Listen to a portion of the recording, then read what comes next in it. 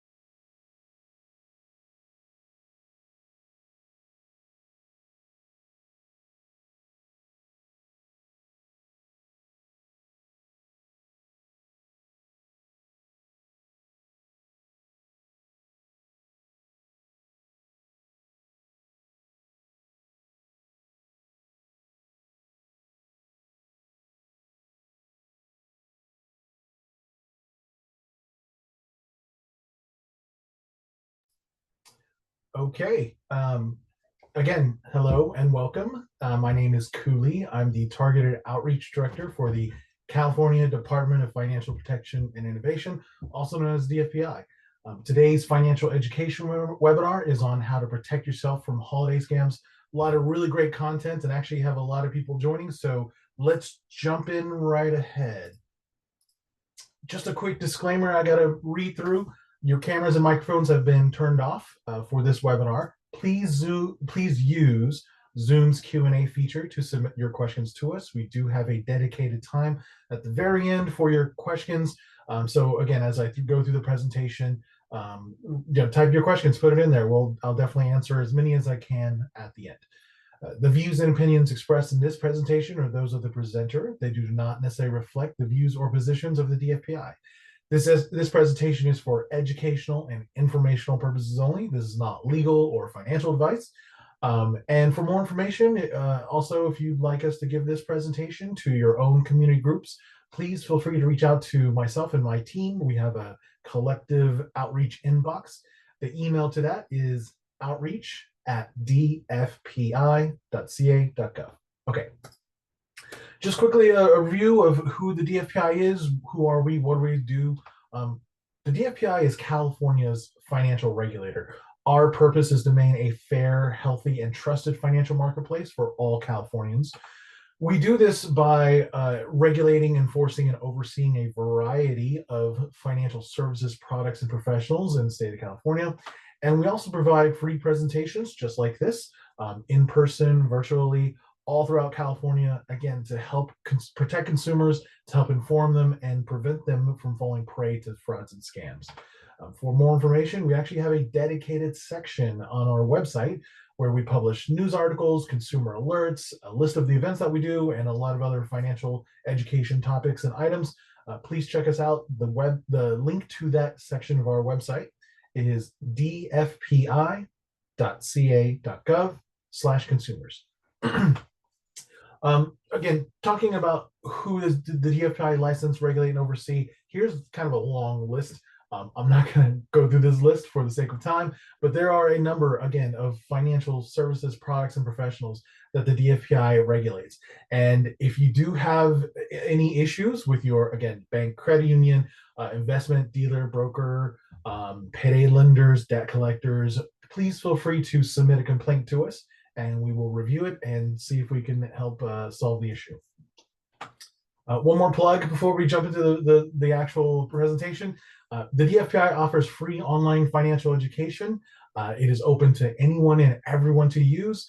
All you need is an email address to register for it, and then you'll have access to a number of different modules and courses, things on like budgeting, investing, retirement planning, getting out of debt, paying for college, buying a house, even estate planning.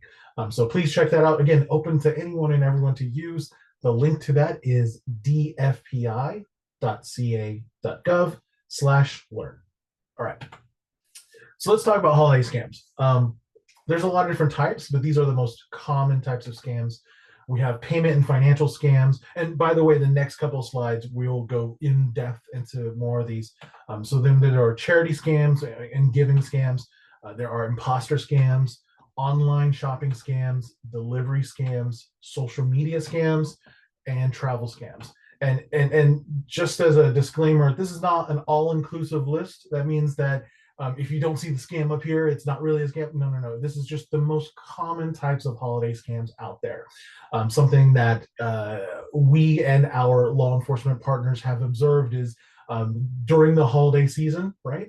A lot more of these scams are prevalent, and we want you to obviously know more about them as well as try to avoid them. Okay, so let's talk about payment and financial scams. One form of it is gift card scams, and gift card scams can be a wide variety. So one of the things is where an imposter, someone like your boss or relative, or maybe a representative from a utility company, they contact you to ask you to purchase gift cards and send them as payment, right? Legitimate businesses and people will never ask for payment this way, and there are stories where maybe you get a call and it sounds like your boss, or maybe you get an email from someone. Recently I was talking to a church, and some of the parishioners were saying that someone was posing as the pastor who was asking for gift cards to pay for utility bills, and that just seems very odd and a big red flag. So they for gift card scams, you definitely want to do your research for sure, but also verify information, right? Is this person legitimate? Is this business legitimate? Who's really asking for a gift card, right? And then the other form of a gift card scam is where scammers it's called card draining. That's where scammers tamper with the physical gift cards at those store racks where they have all the different gift cards. They will record the card number and the PIN number, the activation code, and then when you purchase the card and put money into it, the scammer actually will have access to that money on the gift card, and they'll use it, right? So be very careful of that. When you are purchasing a gift card, you always want to make sure that on the back, the little scratch code has not been scratched. So that way, yeah, someone can't just take that money from your gift card. Another form of payment and financial scams is payment card fraud. This used to be called credit card fraud, but it's actually your debit card could get caught into this as well. And that's where scammers steal your credit card or payment card information through skimming devices. These skimming devices they put on like store card readers or gas pumps or ATMs. Sometimes you don't even know, especially if you're moving really fast, trying to get things done. Get out the store, you just tap, I wouldn't say tap, but you slide your card. Most of them are all magnetic sliding cards. So be very aware of that. Tapping is actually pretty safe, as well as inserting the chip of your card. It's pretty safe. And again, you want to be aware if you're going to an ATM or a gas station somewhere you don't normally go. Feel free to pull on the little payment card device, right? Make sure it doesn't pull right off. Again, these devices actually capture, when you slide it, it captures your credit card number, and then the scammers can actually use that credit card number to make charges and all sorts of things. So one thing you can do is check your financial statements regularly, right? I make it a habit that every time I do my budget, which is weekly, I also check my financial statements, right? What did I purchase in the week? Are these purchases legitimate? You want to dispute any kind of fraud and unrecognized transactions. And also consider using a credit card instead of your debit card, right? I hear these stories all the time. When you use a credit card, credit cards are inherently more safe than debit cards, and this is why. When you use your debit card, what happens is money is taken out of your account for payment. And so if a scammer gets a hold of your debit card information, they can take money right out of your account.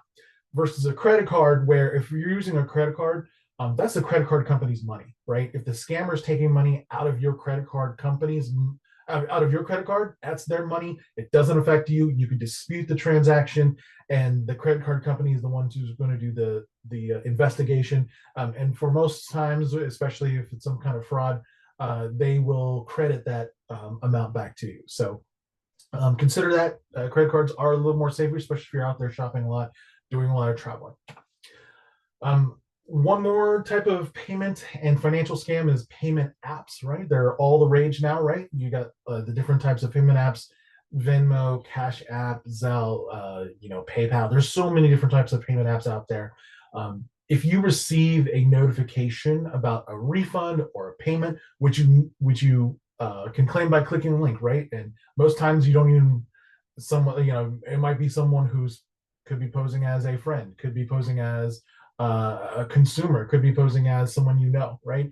And they send you something, and it looks like, hey, click on here, right? But you see the image here, it says verify to get this money. It's probably a phishing attempt, right? To install malware onto your phone, or steal your money, or steal your personal information, right? You always want to verify who you are sending or receiving money from first. And of course, never click on any links without verifying the source, right? Sometimes, again, when you're shopping, or maybe you're expecting money from a brother-in-law, or holiday money from a friend or something, verify. If you get a notice from them, verify that they actually sent you the money first before you accept it. Okay. Let's talk about charity scams. This is a big one. It actually happens throughout the year, especially during big, I want to say, big, we've got like hurricanes, you got big natural disasters happening, wildfires, that kind of thing. But it also happens during the holidays. This is where scammers set up fake charities, websites, social media campaigns, or even creating names that sound familiar to reputable organizations. They make emotional and urgent pleas to solicit donations by email, again, social media, text messages, phone calls, etc. You always want to verify charities at charitynavigator.org. It's a great website. It's a nonprofit website. The charities there are listed, and actually they will list the source directly. And if you want to donate to a charity directly, that's the best place to go. Sometimes these scammers will claim that their charity is so new that it's not listed on Charity Navigator. I would avoid giving them money, okay, at any level. So this is a big one. Again, could get emails, could get text messages, you might see it on social media, right? So be aware of it. Check Charity Navigator first to make sure that the charity is legitimate. You don't want to be giving scammers money during the holidays. Let's talk about imposter scams. By the way, imposter scams is the largest category of scams out there. Almost year to year it is. One of the big ones that we are seeing, as well as our law enforcement partners are reporting to us, is relative scams. And this is where a scammer calls or texts or contacts an older adult, or anyone actually, pretending to be a grandchild or a relative. Usually they're in distress, and they urgently need money for whatever, right? In this image right here, you have someone posing as a granddaughter, asking their grandma for money because they're in jail. So when this happens, you always want to hang up and contact the person directly, right? You also want to talk to other relatives and share this information. Very oftentimes the scammer will say, oh, please don't tell my parents, or please don't tell my friends. And that's a big red flag, because if they were really in trouble, right? They lost their passport, they're in jail, they're in some medical issue. They would definitely want to share that information with their family so that everyone can help them, not just one specific person, right? Okay, here's another thing about imposter scams, tech support scams. This one kind of happens all year round, but with people who shop a lot, right? Whether it's on your phone or on your computer, You might see this happen. This is a tech support scam. So in this scam, you get a notification claiming you get a notification from someone claiming to be from a major tech company. They say that your device has a virus or there's something wrong with it, and then they pressure you to paying for unnecessary repairs or giving you remote access to your computer. This one I've seen quite a lot. In fact, a couple of different people who've come to my presentations actually send me screenshots of what's happened to them. So in these instances, right, you ever just surfing online, maybe you're buying things, and you get a message that and your computer freezes and says that you have a critical issue, call this phone number. It's a big, big red flag. You want to just turn off your computer, right? And then wait a little bit, turn it back on, and then run your antivirus program to make sure your computer is okay. If you're really concerned, you could always just leave your computer off, take it to a computer repair store, have them check it out, make sure there's no malware or malicious software installed on it. As a reminder, I talk all the time about how QR codes are very unsafe. I could talk a lot more about that if you're interested. So just be aware. Online shopping scams. This is a big one, especially during the holidays, right? Copycat website scams. This is something that our FBI contact shared with us a couple of years ago, but it's still around, right? This in a copycat website, that's where the scammers create a fake website that mimics a legitimate website. Be sure to check the website before the website link right up in the address bar. Check the website link before you log in or submit your payment information, right? The story I share here is, again, shared to us by our law enforcement partners. Consumers were getting an email and it looked like it was from Amazon and they were clicking on it. It would go to a website, looks just like Amazon's website. But in the address bar, if you looked at it, instead of going to amazon.com, C-O-M, it was going to amazon.com, C-O-M, right? And again, it was a fake website. People were trying to log into the website, and what was happening is the website was capturing their login credentials, right? So be very careful, whether it's a social media ad or whether it is an email or even a message you get. If you click on that, it might be taking to a copycat website. The other thing is e-card scams, right? So this is where you receive like an electronic greeting card, maybe an electronic holiday card. It prompts you to click on a link, which could lead to malware or maybe a phishing site. So be very careful when you get an e-card from someone you don't know, or even if you get an e-card from someone you do know, right? Be careful if you click on that link and be careful where it takes you. Another form of online shopping scams is discount scams. That's where the scammer uses like fake offers, coupons, or websites. They do this to steal your personal or financial information or your money, right? Rule of thumb is if the deal, this is kind of a great rule of thumb, if the deal sounds too good to be true, it might be, right? What you want to do is verify the deal from official sources. If you go to some website and it says it's selling, in this image, a laptop for just $30, right? Or it's asking you to sign up for something at a really great discount, be very skeptical. You also definitely want to be skeptical of social media ads because the social media platforms do not vet the ads that are published on their website, on their platforms. So be very careful. Let's talk about delivery scams. This happens a lot during the holidays. In delivery scams, they attempt to steal your money. Scammers attempt to steal your money or personal information or financial information through fake text messages scams or QR codes that might be from legitimate delivery companies, right? So you might have seen it throughout the year, but it definitely happens a lot more during the holidays. You get it. Could be any kind of message, text message, could be a phone call. It could be an email. It could be something from your messaging app that comes up. And again, in this image, it says that there's like a delivery issue. Sometimes the scammers ask you for, personal information again, so that they can quote unquote verify who you are. Again, all big red flags. What you want to do is you want to go directly to the delivery services website to verify. Verify that you have a package coming that maybe they missed, right? You could even call the delivery service directly. Don't click on any links. Don't click on any phone, or don't call any phone numbers that are sent to you. Those obviously are probably uh, those are obviously all scams. Again, go directly to the source to get more information. Again, yeah, don't click on the links, don't call any numbers that are sent to you. Okay, let's talk about social media scams. I'm kind of flying right through this.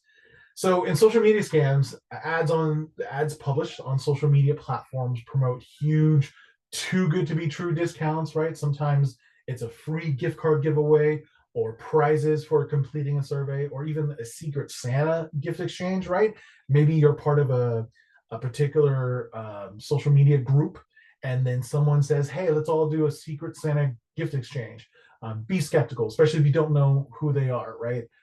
It might just be a scammer who's infiltrated your social media group, and they're just simply trying to get gifts, or they're also steal your personal or financial information. Again, if the deal sounds too good to be true, it might be. You always want to verify the deal from official sources. Sometimes you'll see it on social media, right? You get a social media ad. Again, social media platforms do not verify the legitimacy of the advertisements that are published on their platform. They just simply take the money and then push it towards you. So always be skeptical. If there is a deal, it says it's from some discount store. Click on this link to go. Go directly to the discount store. See if it's legitimate, right? Sometimes you'll see those advertisements on social media and they'll say social media discount only. Again, be very skeptical. In fact, I would go directly to the let's say discount stores Facebook profile, right? I'm sure they Facebook profile. I'm sorry, the social media profile, whatever it is, they might have an official social media profile. Go directly there, see if it's there, message them. And you can always, by the way, just call the store directly and say, hey, I saw something on social media. Is this legitimate, right? Because if it is legitimate, you're probably not the only one that's trying to get it, and the store would actually know about it. So verify the seal. Again, be skeptical of any social media ads. There's just no way to verify the legitimacy of it. Or there's no way to, what we call it, know that a social media ad is legitimate until you actually do your research. All right, let's talk about travel scams while we are flying through this presentation. Travel scams. So there are a lot of different types, and I could probably spend a lot of time talking about travel scams. I have like a whole nother workshop we do where we talk about not just vacation rentals, but also property rentals. So one form of a travel scam, again, during the holidays, there's a lot of traveling happening, vacation scams, and that's where someone might post or publish an advertisement on one of those, Airbnb, or it could be those platforms, right? Could be a vacation rental platform, and they just simply post a fake advertisement up saying, hey, you could rent this room, this is the rate, it's a really good rate. Again, they're trying to solicit people, and it might be fake, right? So be very, very careful of those. Always verify legitimacy of not just the vacation rental, but also where it is. Go through the service, right? If it's Airbnb, check with them, make sure is this legitimate. You have free or prize trip scams, right? You might get an email or a message saying, hey, you won this free trip, but it's going to ask for things like personal information. It's probably going to ask for things like, oh, you got to pay the taxes on the trip. Be very careful of those, right? Those are usually big red flags. Verify directly if it's with a legitimate organization. If it's, let's just say, Carnival Cruises sends you an email and it says that you won a free prize, go directly to Carnival Cruise. Don't click on the links. Don't call any numbers they send you. Go directly to Carnival Cruise and say, hey, I got this email. Is this legitimate, right?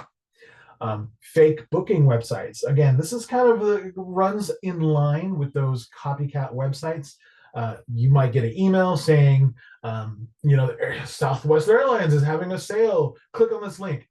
Be very, very careful. Go directly to their website to see if the deal is there, right? And if it's not, again, feel free to just contact them, send them an email, message them on social media, or call them and say, hey, I got this email that says half off flights, right? Is that legitimate?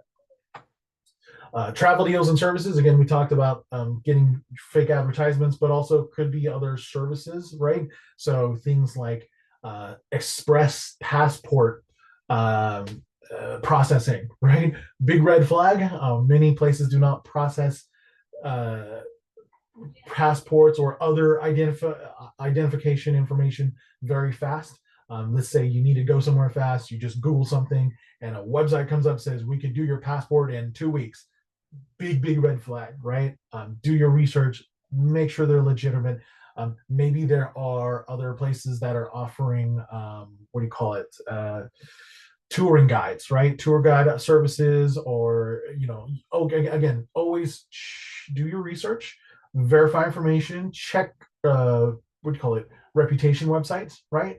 Check the reviews, make sure that this person is legitimate before you book all those.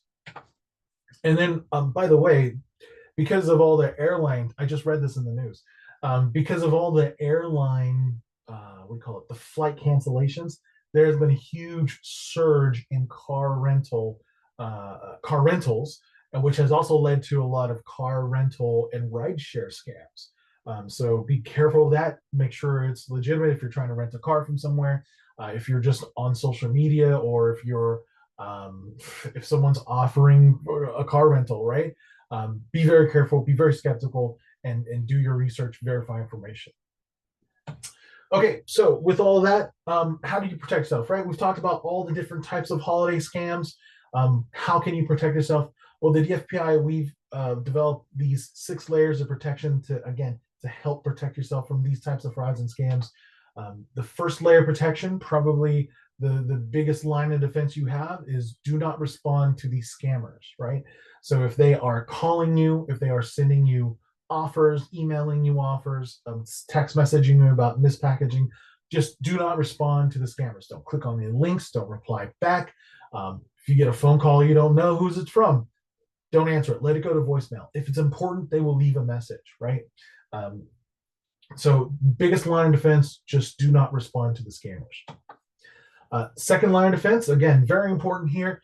Do your research, right? You want to verify information, check credentials, look for those red flags.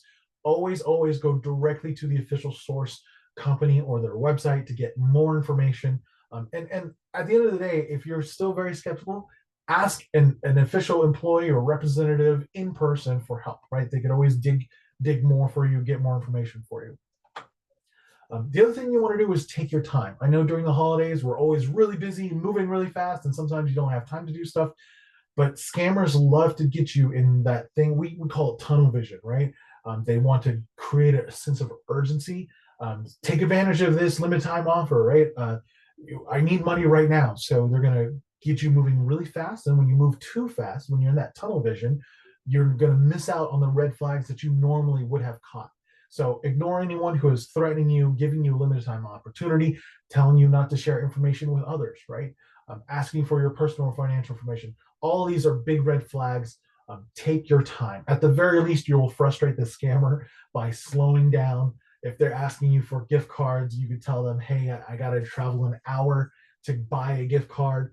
So slow down and take your time. It'll definitely frustrate them. Do not share, or actually limit the information you share, right? And this is more for data breaches, but it's very good, again, trying to safeguard your personal and financial information. So limit what you share on social media, limit information you share on like websites, forums, emails, sign up forums, online shopping sites, right? Just give them the bare information. Phone apps.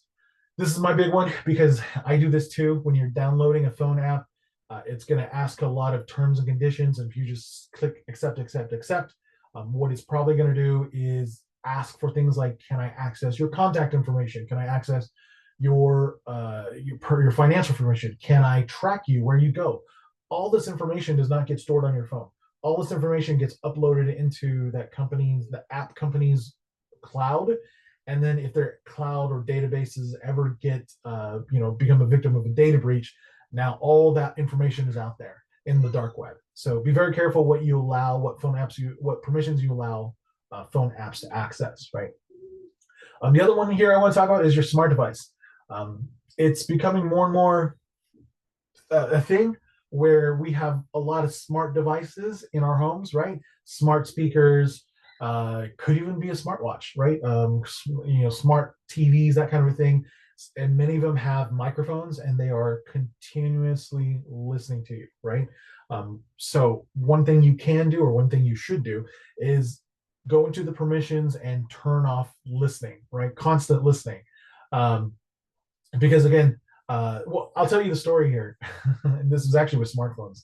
I had two interns, and they went out to lunch. One of them was looking to buy a car, and they were talking about this car they were looking at to buy. And then suddenly, the other intern started getting ads on their social media for this car, and they were totally freaked out. They came back to the office and they were talking to me about it, and I said, yeah, you got to check your permissions.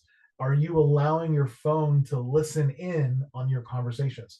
So when he had his app open, when he had his social media app open, it was constantly listening to the conversation. It heard about the other intern wanting to buy a particular car, and then it started serving up ads for that car, right? So the point here is, it's these apps are listening, especially if you have them open on your phone. And what will happen is, all this data is being stored in the cloud, right? All this information storing up there. So be very careful. Again, when a company suffers a data breach, the more information you've shared, the more you're exposed. Uh, Talk to someone you trust, right? Layer 5. Another person can always provide additional perspective. They can often point out the red flags that you've missed, especially when you're in that tunnel vision, right? So talk to someone, get help from a spouse, a friend, children who are 18 years or older, community leaders, financial advisors, professionals, right? There's a number of different people you could talk to. Again, at the very least, this will slow you down. That scammer wants you to go buy the gift cards right now, go send me money right now. But if you slow down and say, hey, I want to talk to my friend, maybe I want to talk to my kids first, my financial advisor, I got to talk to them first. That's going to slow down. Number one, it's going to frustrate that scammer. And number two, they might be able to point out the red flags that you missed, right? So really important to do. Finally, stay vigilant. Also very important. It's the last line of defense, but you should not overlook it. You want to regularly check your financial accounts. We talked about that. But you also want to regularly check your credit reports. If you are a victim of identity theft, it usually your credit and your credit reports is usually where it'll appear.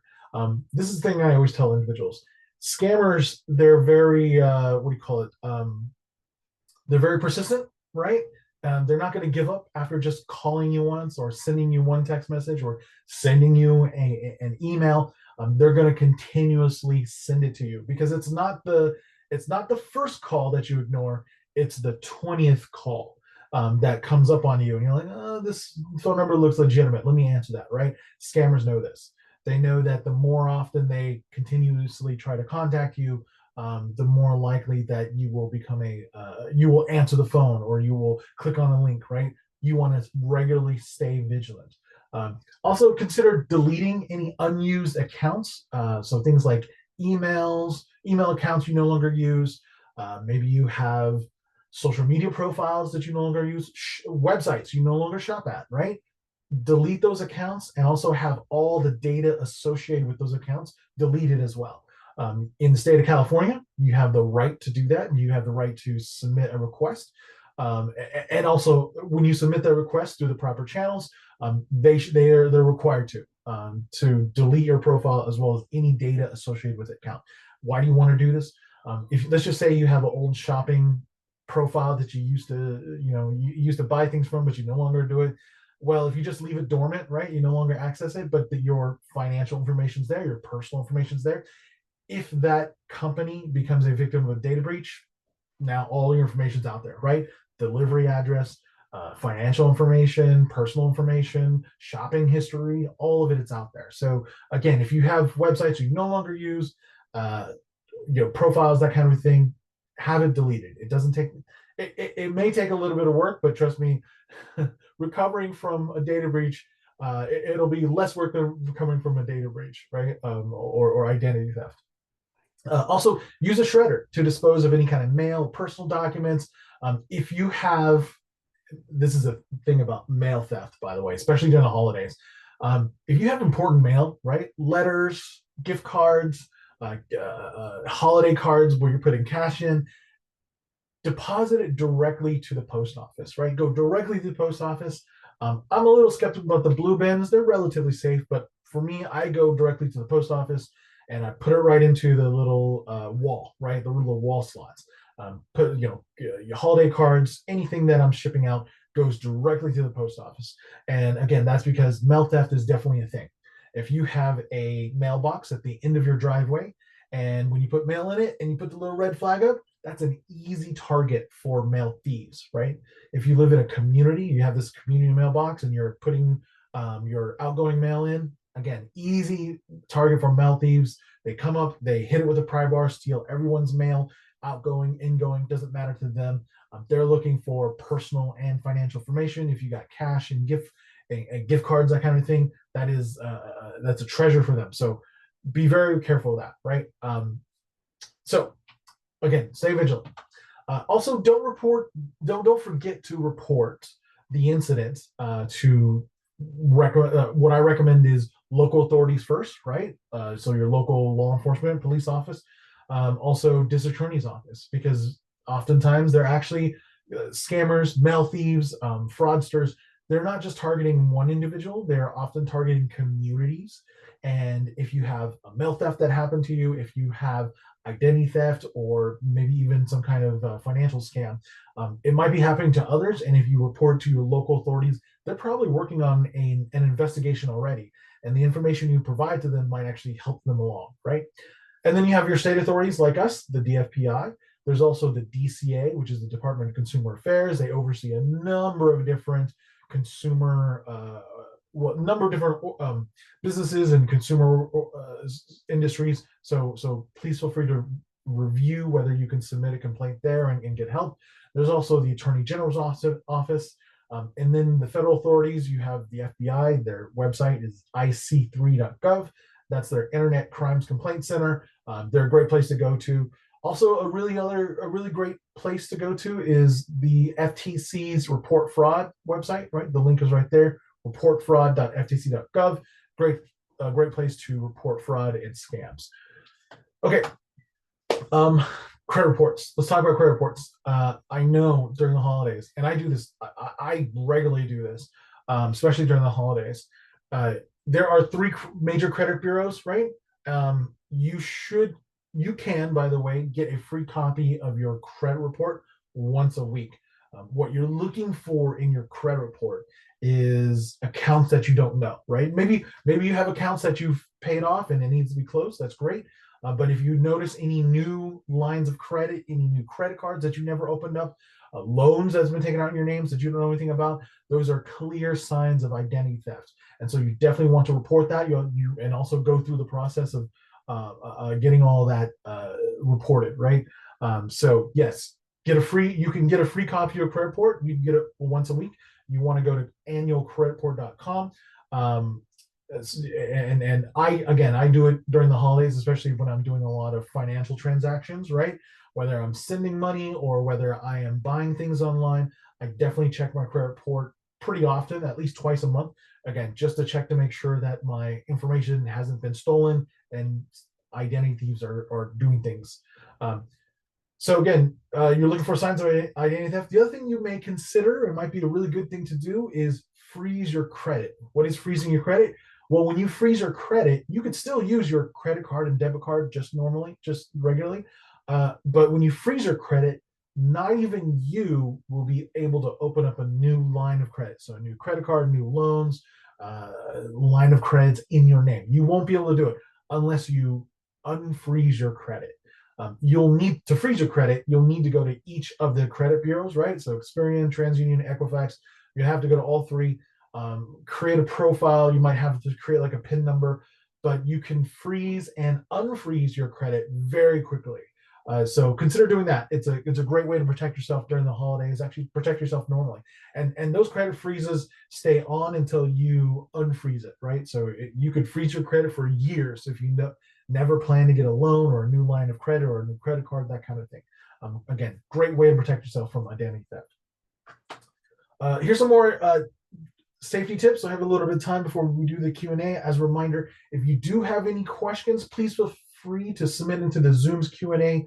The Zoom's Q&A feature, we will be answering those questions at the very end. I also have a number of questions that were emailed to me before the webinar, so please feel free to submit them and we'll talk about them. Okay, additional safety tips.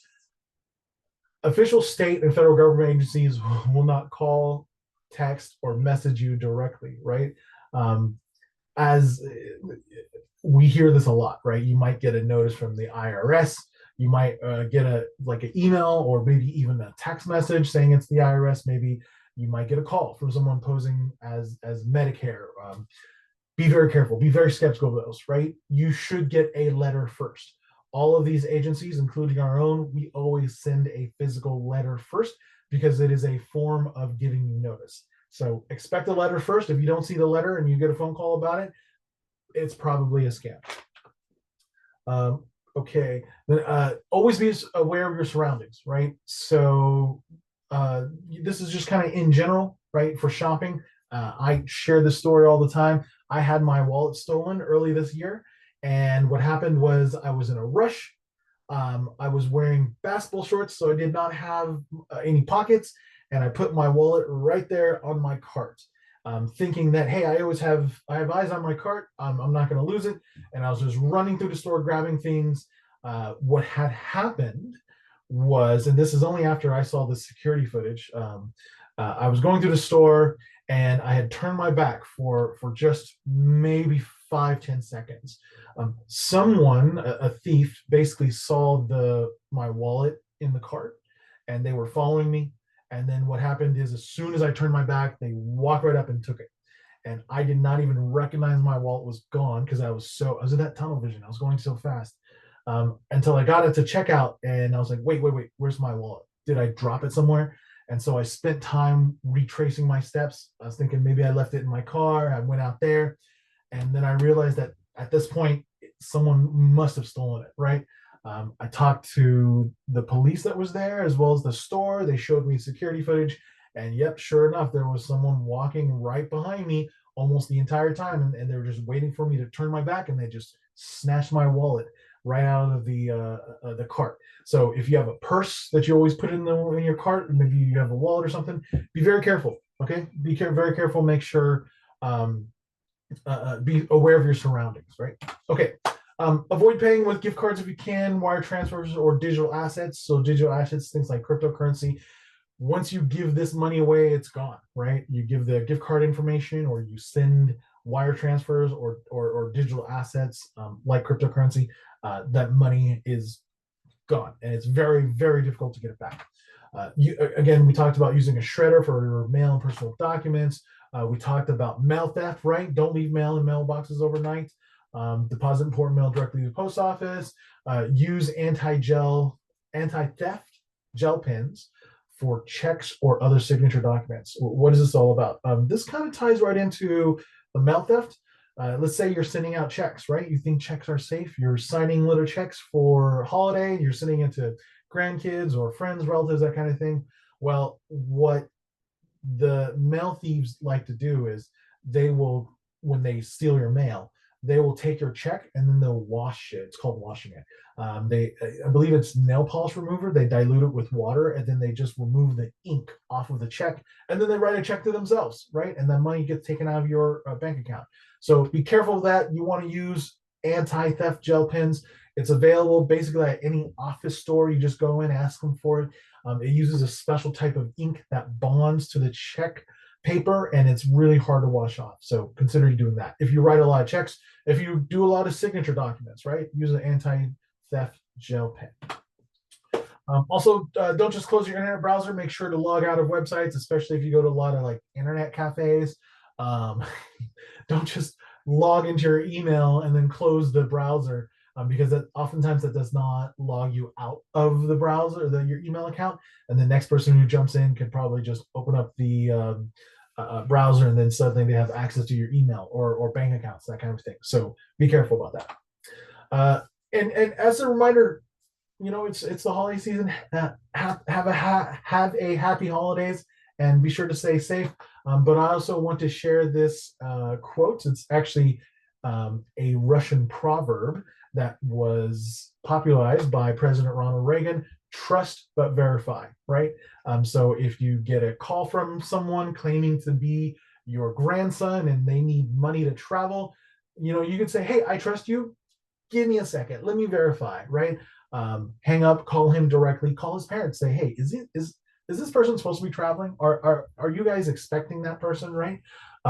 If you get a advertisement in your email and it says we're having a great sale, trust. Sure, sounds like a good idea, but verify. Go directly to the websites, the store website, and see if the actual sale is there, right? Okay. Finally, a reminder, the DFPI is here to protect you and your community. Please contact us if you observe or been a victim of a financial fraud, a scam, any kind of abusive business practice, right? If you observe any elder financial abuse, you want to report a violation of California financial laws. If you have any questions about a financial product, professional, or company, please contact us. There are phone numbers there: 866-275-2677. We also have a link where you can submit a complaint. Again, whether you want to report a financial scam or fraud, or if you have an issue with one of our licensees, please feel free to go to that link and submit a complaint for us. The link is dfpi.ca.gov/submit a complaint. With that, it is time for the Q&A. We do have plenty of time. I will say, again, a reminder, if you do have any questions, please feel free to put it into the Zoom's Q&A feature. I will definitely have some time to answer it for you. I also have some questions that were mailed to me previously, and I'll answer those if I can. But I want to, before we run out of time, just run through. I'm going to leave the screen up while we do the Q&A. Just a couple reminders. Our next webinar, our financial education webinar, is on estate planning. It's on December 3rd. It's a Wednesday. It's at 12 p.m. You can register for that webinar. We also, the next day, which is a Thursday, on December 4th, we have a Protect Yourself from Fraud webinar with Assembly member Petrie Norris. So please feel free to register and attend that webinar as well. You might have heard about this webinar from our newsletter, but if you're not subscribed to it, please subscribe to our newsletter. We highlight events that are happening throughout the month, as well as it's a monthly email newsletter. And then you get a list of different events happening, as well as some consumer financial information, consumer alerts, right? A lot of great information. And of course, this webinar is being recorded. It will be published to our YouTube channel. Please subscribe to our YouTube channel so you'll get a notification. You'll see this webinar and other webinars that we do. Okay, questions. Looks like we got 2 that have been submitted. If you do have any questions about holiday scams in general, please feel free to put it into the Zoom's Q&A feature. We'll go ahead and answer those. First question, can you give an example of a vacation rental scam? Sure. So like I was saying, an example of vacation rental scam would be something like, again, you go to the Airbnb website. Maybe they're looking to travel, you need some place to stay, and then you find this advertisement on their website, listing, and it says, it's a really great rate, right? To reserve it. So you try to reserve it, but then the person who published that rental listing contacts you and says, hey, we're having an issue with the payment. Can you pay us directly, right? Can you Zelle me the money? Can you Venmo me the money? Can you PayPal me the money directly? And we'll reserve it for you. That's a big, big red flag, right? If they want to leave the platform and try to create some kind of transaction on the back end or outside of it, big, big red flag. I would just walk away. Say, nope, I'm done. And because there's no protection, right?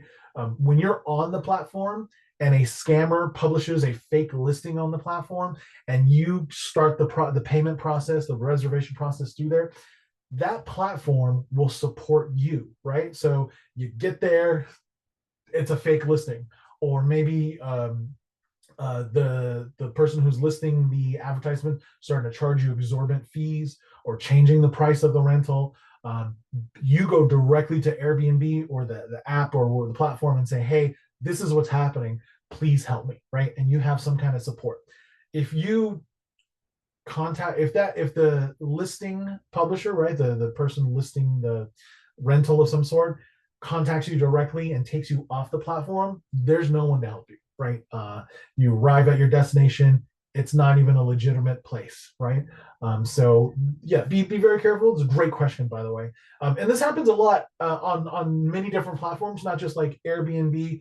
All the different rental platforms, they don't always verify the legitimacy of the listing, right?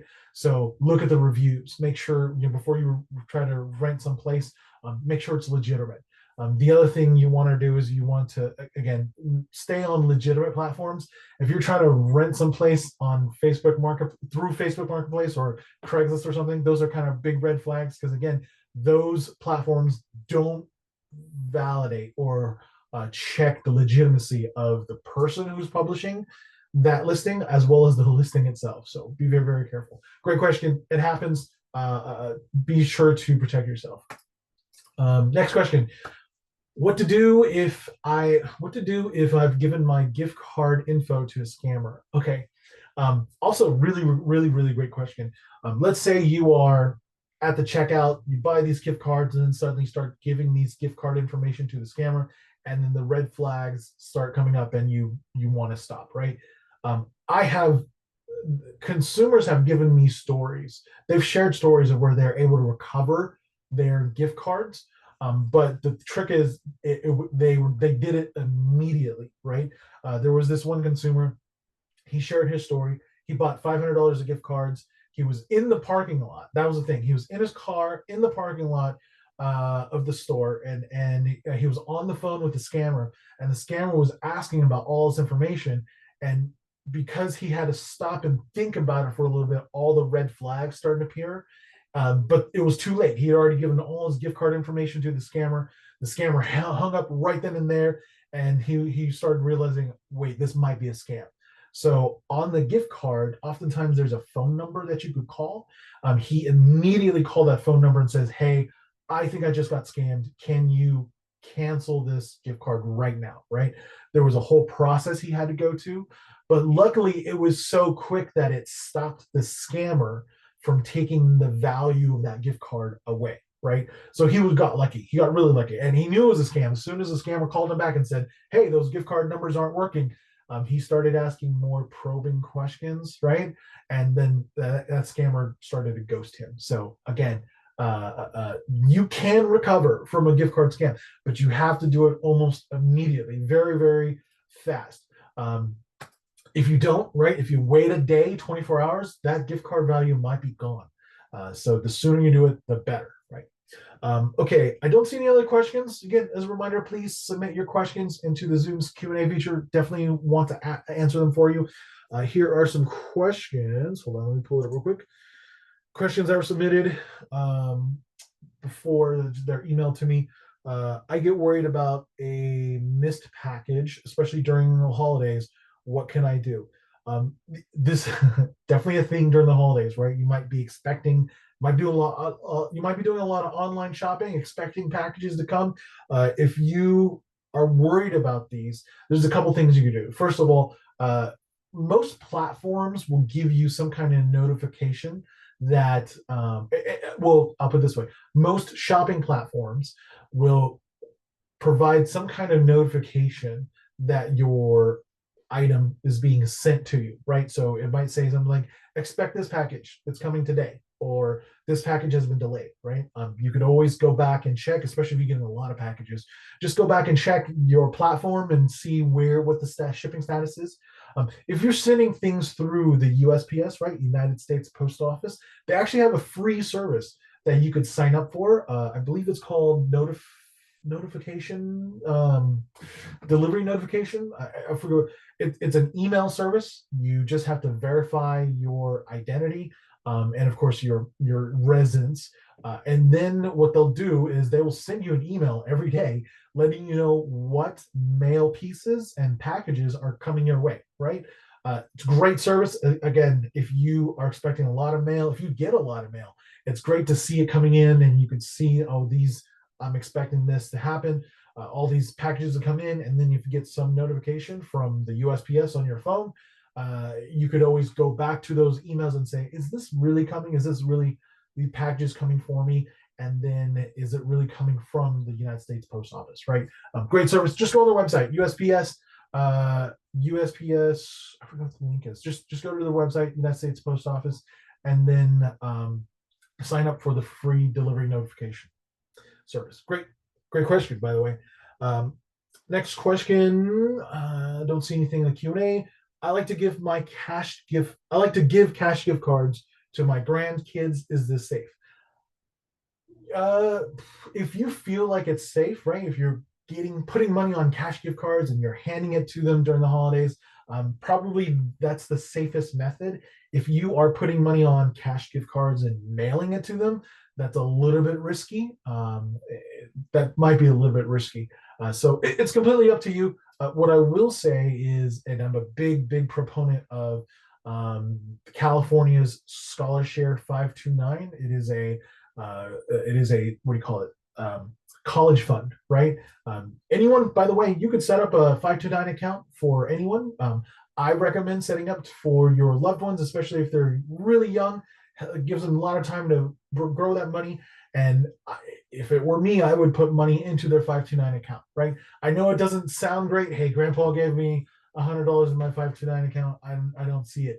But trust me, when they get to 18 and they see how much that money has grown, especially every year if you've been putting money into it, then they could use that money for not just college, but any kind of further training, right? So nursing school, welding school, whatever, trade schools of all sorts. That 529 account can be used for that. And this is the other thing. Scholarship 529 has the ability for other people to contribute to that person's account as well. So instead of family members giving cash to a kid, they could put money into that person's 529 account. Again, helping them grow. Because trust me, when you are going to college, college funding, college student loans is something you just don't want to worry about. You got so many other things going on. So great question. Thank you so much for that. Last question I have here. Why are QR codes unsafe? I use them all the time. Okay, so QR codes. You do not know where a QR code goes, right? You do not know where QR codes goes until you actually shoot the QR code and it takes you there. Very oftentimes, these QR code creation websites or services, they don't use the original link to where it takes you. It creates another link to bounce you. So it's very unsafe. You almost never know where a QR code will take you or what it'll do until you actually shoot it. So I would be very skeptical, especially if you're out there in the general public, right? Maybe you're driving around, you're trying to find parking, and the parking garage you're at says that, hey, we only accept money through this QR code. Unless you absolutely trust it, maybe that QR code is underneath like a glass sign that can't be faked. That might be trustworthy, right? I would be too skeptical to use something like that. And I'd be willing to park further just to keep myself safe, right? So again, QR codes are unsafe because you do not know where they go until you actually shoot them. And it could do anything. It could be downloading malware, malicious software on your phone. It could take you to a scam website. It could be taken to a scam call center. A lot of different things. You just don't know what a QR code will do. I would rather call a number directly, go directly to the website, talk to a parking garage attendant instead of shooting a QR code, right? Okay, looks like that is all the questions we have. Again, I want to say, sorry, moving the slides along. Thank you for attending the webinar. I hope you enjoyed. I hope you learned something, and also have a happy holidays. Be safe out there. Please protect yourself and each other. Have a great day. We'll see you at the next one.